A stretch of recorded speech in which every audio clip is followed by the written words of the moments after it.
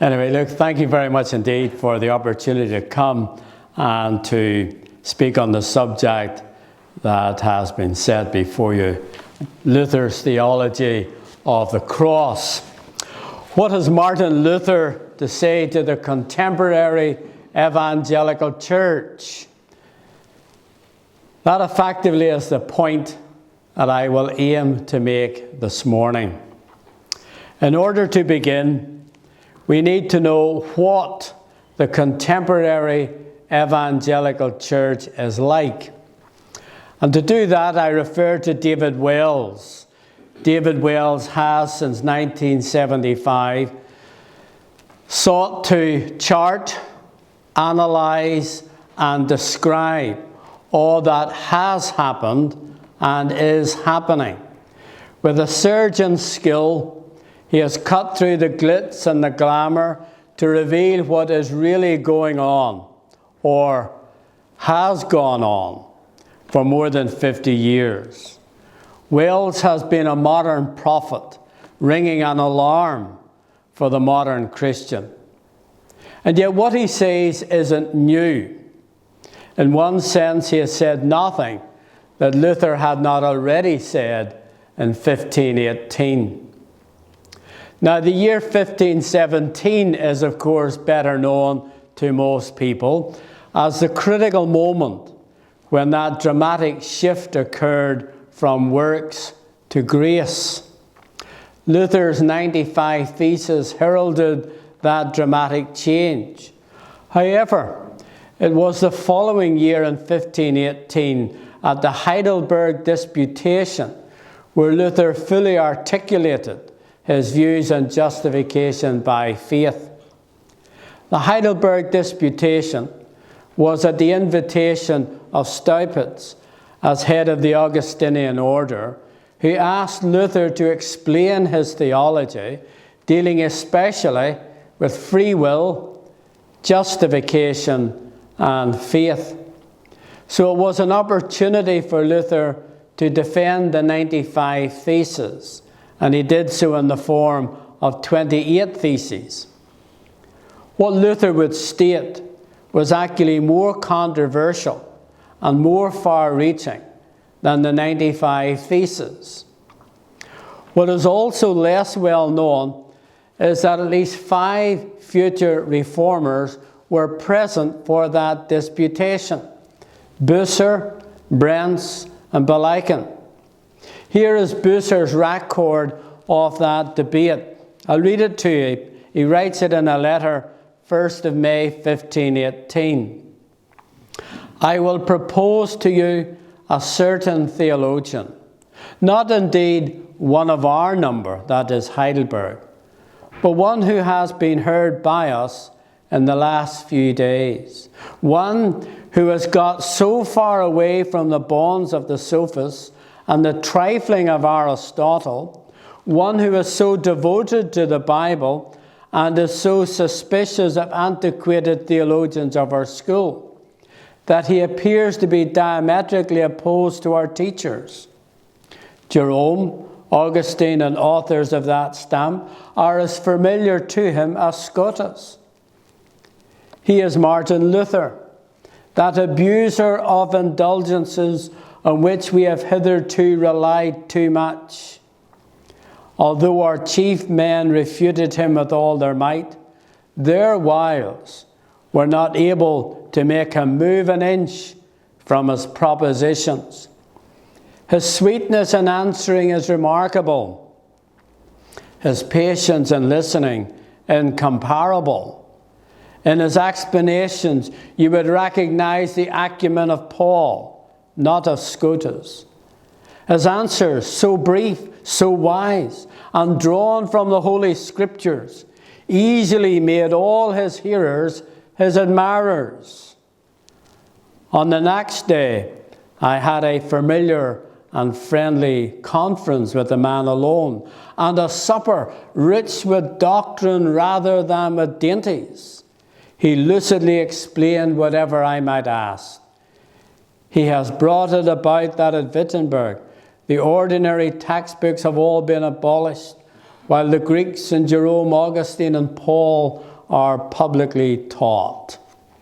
Bucer's estimation of Heidelberg, some rather fascinating descriptions of Luther as one who was mild and sweet in his answers. But let me put this Heidelberg disputation in context. From the outset, it is crucial to understand two phrases. Luther refers to a theologian of glory and a theologian of the cross. He uses them as opposite phrases.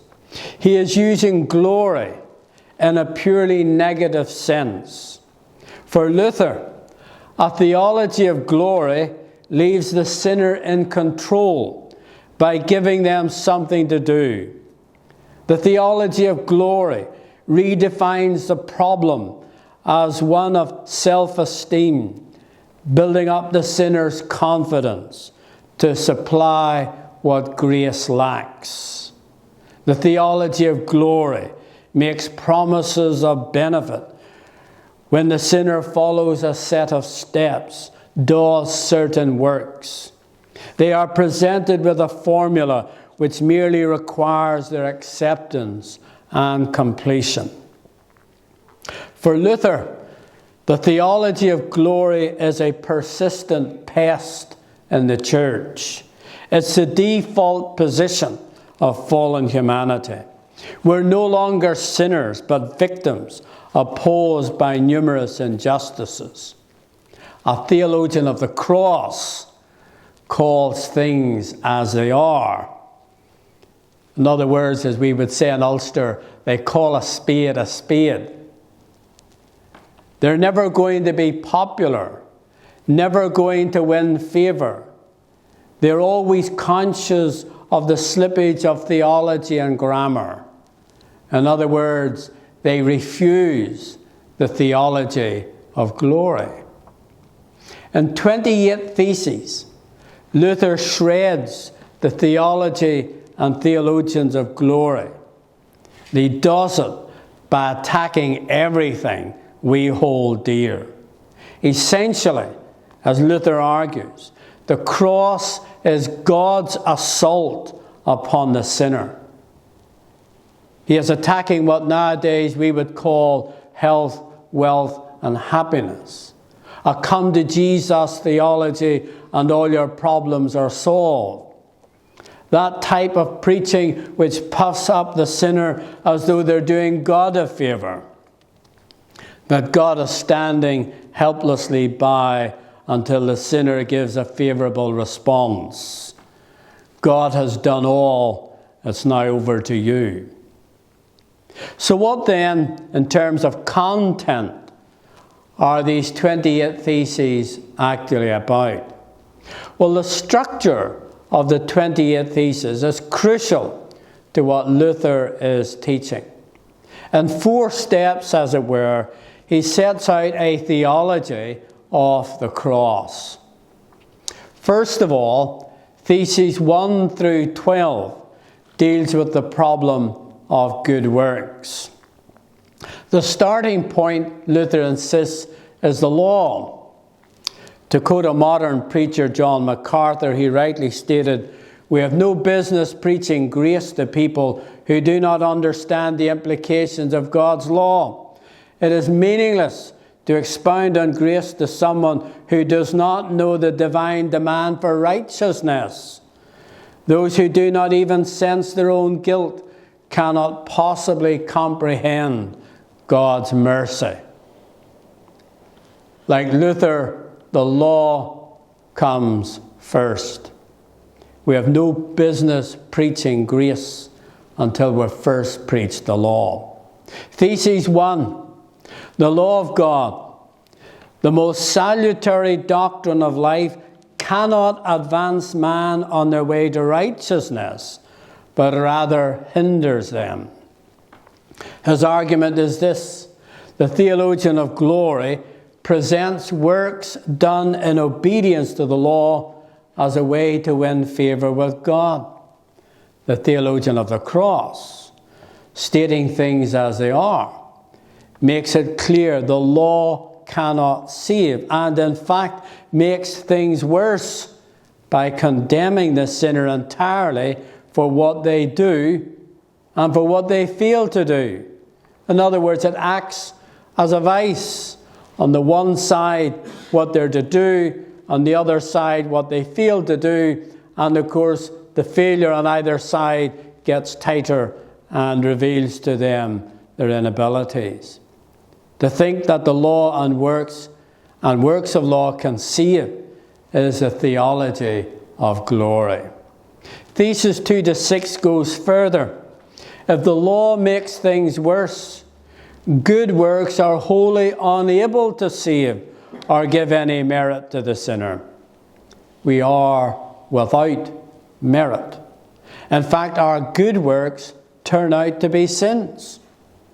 The theologian of glory puts a false value on good works while downplaying the place of grace. Luther appeals to Matthew 23, where the scribes and Pharisees are called whitewashed sepulchres.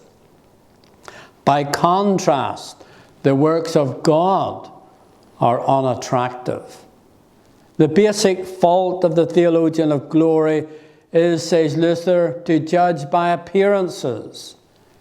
The theologian sees through the scandal of the cross to the power of God unto salvation. So what Luther is doing is exposing what we face still. The theologian of glory says our view of man is too pessimistic, negative, gloomy, and depressing, that we need to drop it all if we're to get a hearing in the public square. Luther won't have any of that. Thesis 7-12 points us to the fear of God and the complete failure of good works to achieve anything of merit. As in Luther's day, so in ours. True and proper fear of God is missing and actually disliked. Theologians of glory want to make sinners feel good about themselves, whereas the theology of the cross says what we lack is a fear of God.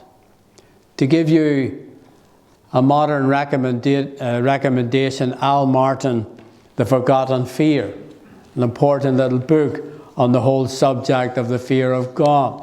What is the fear of God? What are the marks and characteristics of it? And why the fear of God is missing. Luther is saying the fear of God is acknowledging God to be God, all that he says he is. So what Luther aims to do is to close all the loopholes, in contrast to the theologians of glory, who look to bypass everything without emphasizing the fundamental problem of sin. Unless that is grasped, argues Luther, there is no hope. Until we grasp man's fundamental problem as sin, there will not be that fear of God that is so essential. Secondly then, theses 13-18, the impotence of free will. Theologians of glory always seek to give some place for the will. By contrast, the theologian of glory, seeing things as they are and stating things as they are, see the will as bound, that we are in bondage to sin and to Satan. Without regeneration, there is no alteration to our state.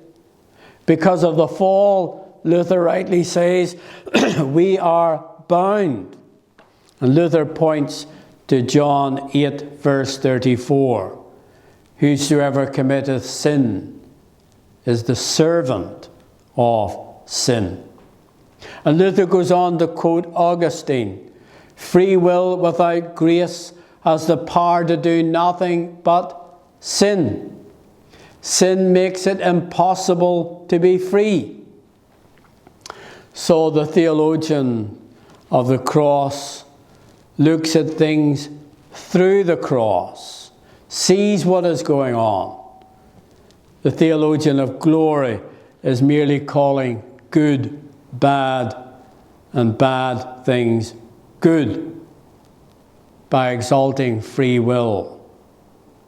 And in addition, Luther says we increase our guilt by attempting to obtain grace by works. If you don't understand grace, that's another problem. Luther then attacks the view that all this is too gloomy and depressing.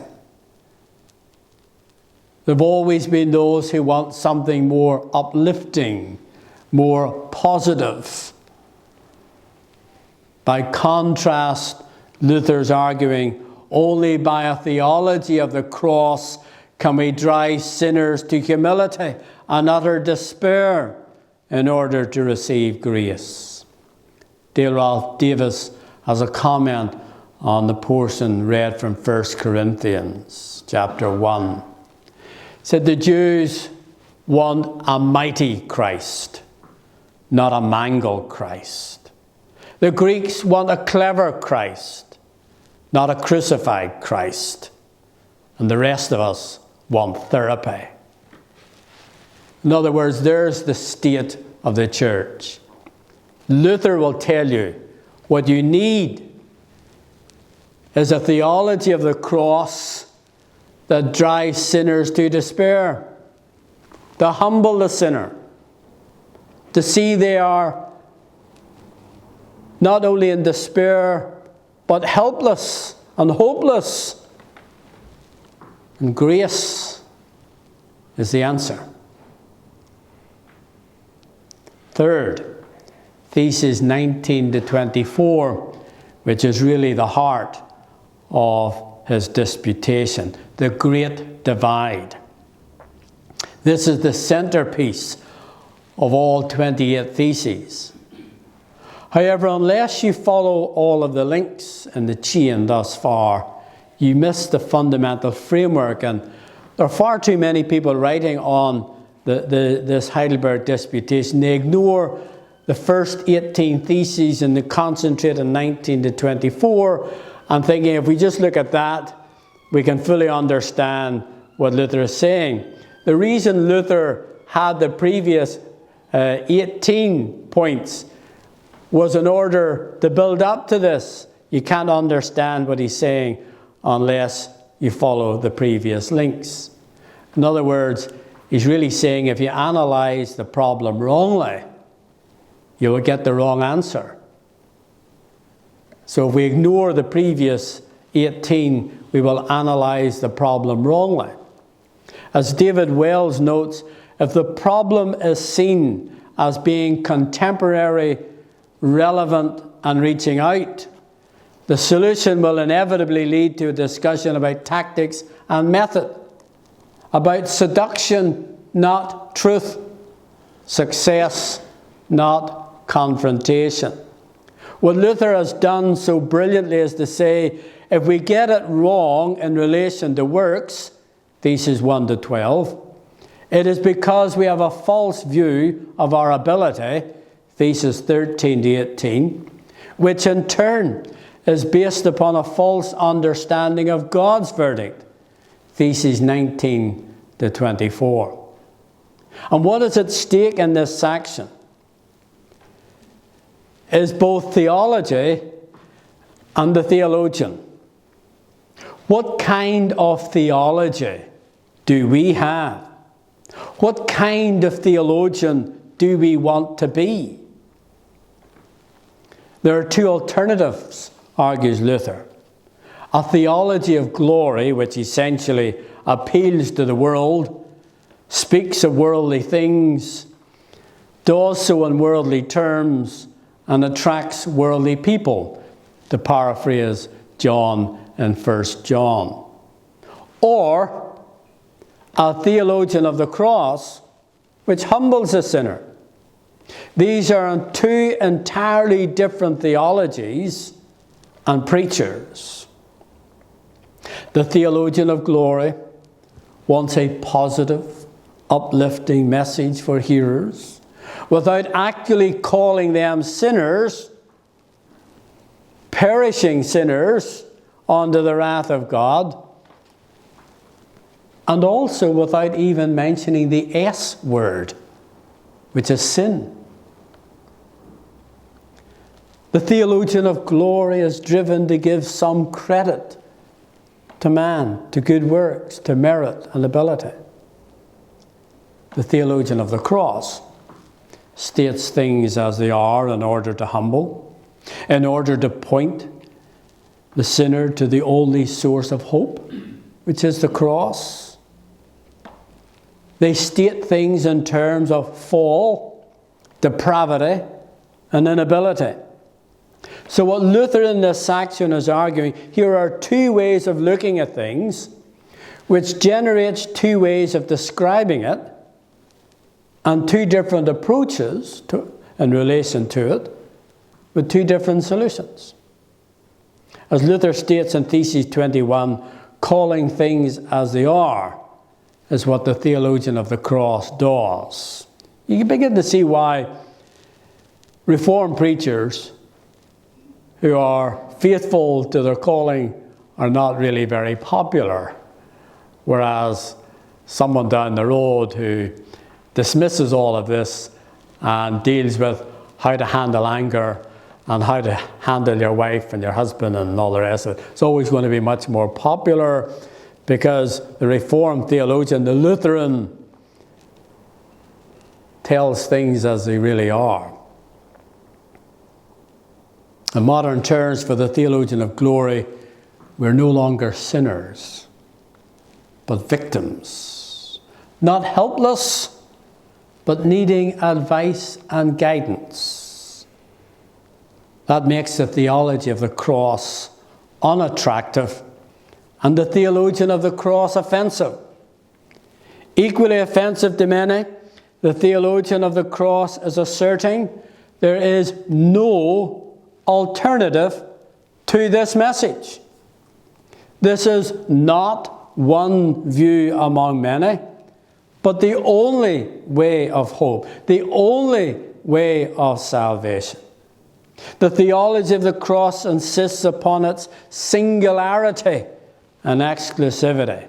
So there's a certain dogmatism in Reformed preaching, in this Lutheran theology of the cross.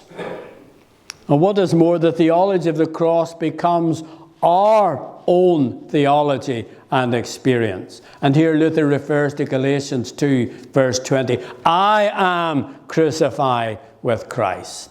So the theology of the cross which we preach is our theology. It is our experience. The theologian of glory aims to make the message attractive, uplifting, to make sinners think they are in control of their lives and their future, that sinners need optimism, encouragement, flattery, entertainment, and attractions, all of which are the rage of modern evangelicalism. To redefine the gospel in terms of climate change, identity, and the environment. To be tree huggers, I suppose.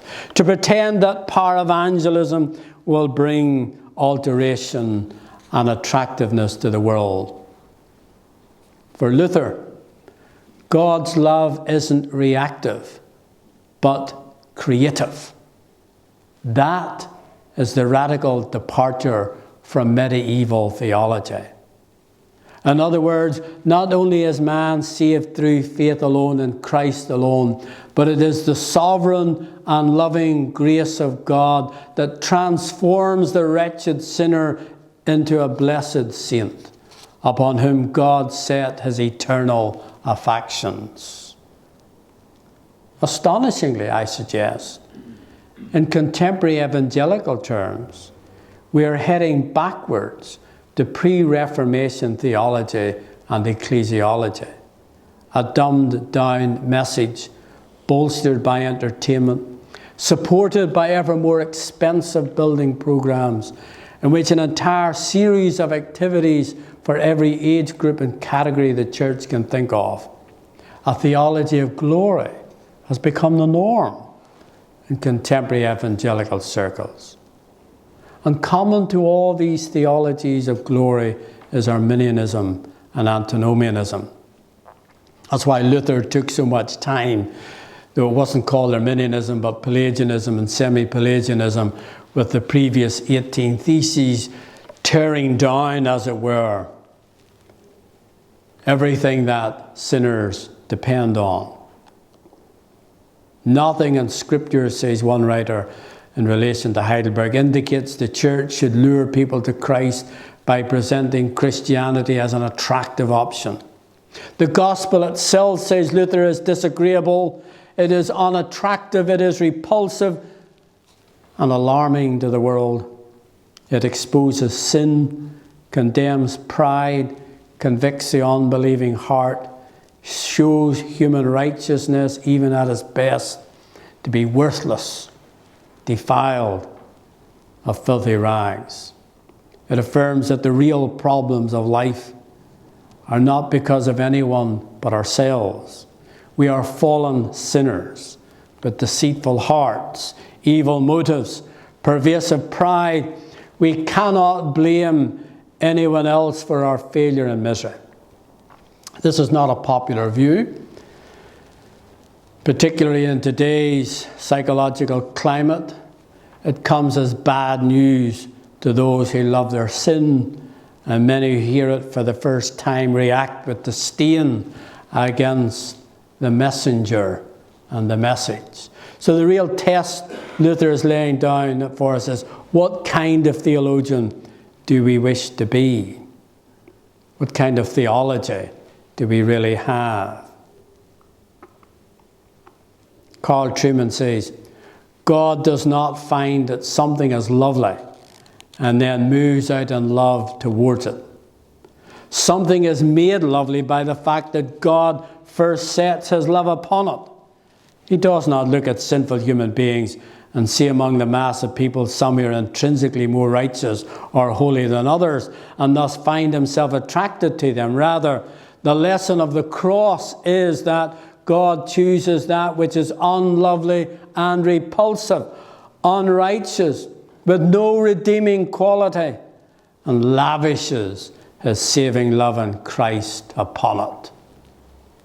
So in this major section of the theses, as Luther distinguishes between a theologian of glory and a theologian of the cross, he throws down a gauntlet, as it were, at least he did at Heidelberg. So what kind of theology have you?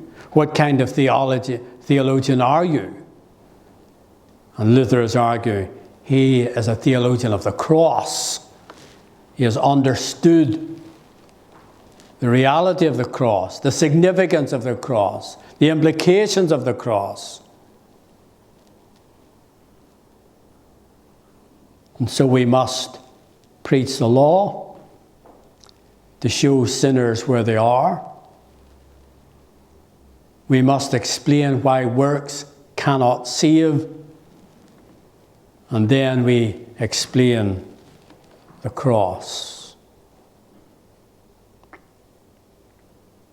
I want to come to some conclusions in relation to this, because it can all get really very heavy, and I've tried to make it as simple as possible and digestible as possible. But I pose this question in light of Luther's challenge. Are we more infected with the theology of glory than we realize? Horatius Bonar, in his General Assembly address entitled Our Ministry, I'm sure Brother probably has an original copy, made a most telling observation. Bonar stated, each age has its own defeats to sustain. These defeats have not always been losses. More than once they have been gains. The lost battles of the church have frequently been better than triumphs. Our defeat at the disruption has proved more profitable than victory. And these 40 years of blessing have showed us what a lost battle can accomplish. It is sometimes safer to be conquered than conquer. What Bonner said is reinforced by Wells in No Place for Truth. He argues that the moments of deep transformation, such as those that occurred at the time of the Reformation, also seem to happen at times of great upheaval in society. I believe that we are now living in such times. And though I see many of the omens that could portend a very troubled future and perhaps the disintegration of Western civilization, this is also a moment when, in God's mercy and providence, the church could be deeply transformed for good, provided that, unlike the frog, it knows how to jump out of the pot. In other words, our whole way of looking at things, what we deem to be success and failure, needs a radical overhaul. Perhaps we should assert that the way to success is by the path of defeats. As Luther would undoubtedly put it, being a theologian of the cross rather than a theologian of glory. In a fascinating book written by Doug Frank entitled Less Than Conquerors, The Evangelical Quest for Power in the Early 20th Century, he wrote, "What did evangelicals of the late 19th and early 20th century want from Jesus? They wanted victory. Victory in the face of uncertainty. The rapid shift to premillennialism reflected their growing despair. In the stormy weather, their barns crumbled. The roaring 20s was not the sound of God's chariots, but an indication that evangelicals no longer posed a threat to the march of secularism." David Wells records on one occasion, when having described the situation, was asked by a student, "What are the steps we need to take to put it right?" Wells replied, "That's part of the problem. We want an answer that provides us with 12 easy steps to fix the problem. There isn't an answer like that. The answer is preach Christ, nurture churches that look like churches, to know God as God. I'll put it in Luther's Heidelberg way. We need theologians of the cross with a theology of the cross, and look to God to bless the theology of the cross and the theologian of the cross. But let us not be tempted, as Luther is so forcefully reminding us, by that theologian and theology of glory to try to reshape the message, to try and puff up the hearer, to make our message more acceptable and palatable. The theologian of the cross describes things as they are. Thank you.